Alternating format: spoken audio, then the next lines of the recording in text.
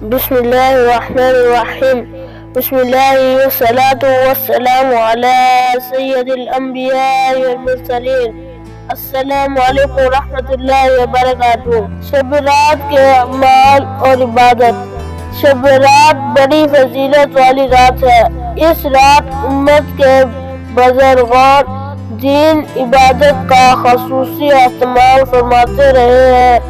اس رات عبادت کے لیے جاگنا اجر و ثواب کا باعث ہے.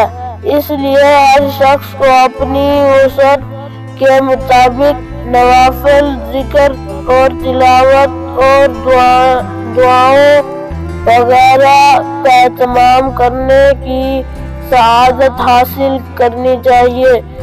اخلاص کے ساتھ رات کا جس قدر بھی حصہ عبادت میں بسر کرنے کا موقع میسر آ جائے تو فضیلت کی بات ہے.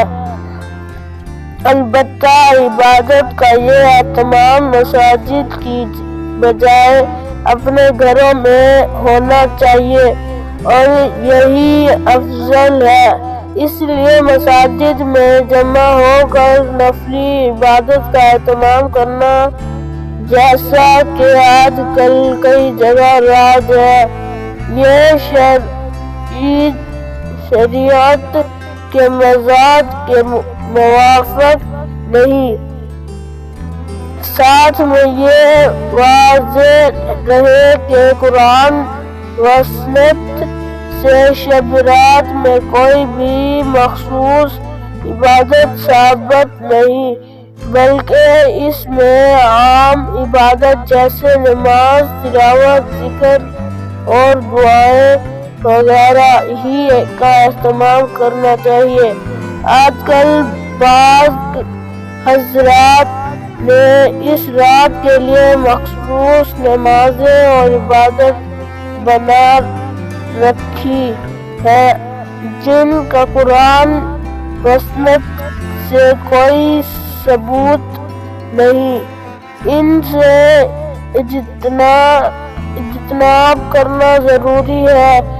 جیسا کہ بعض لوگوں نے 15 شعبان یعنی شب رات کے حوالے سے اپنی طرف سے ایک نماز ایجاد کر رکھی ہے کہ 2 یا 4 رکعات اس طرح ادا کر جائے کہ پہلی رکعت میں سورۃ الفاتحہ کے بعد فلاں سورت اتنی بار پڑھی جائے، دوسری رکعت میں فلاں سورت اتنی بار پڑھی جائے. تو واضح رہے کہ یہ بھی شریعت سے ثابت نہیں. اسی طرح بعض لوگ صلاۃ التسبیح یا کوئی اور نفل نماز باجماعت ادا کرنے کا اہتمام کرتے ہیں، تو واضح رہے کہ یہ بھی جائز نہیں.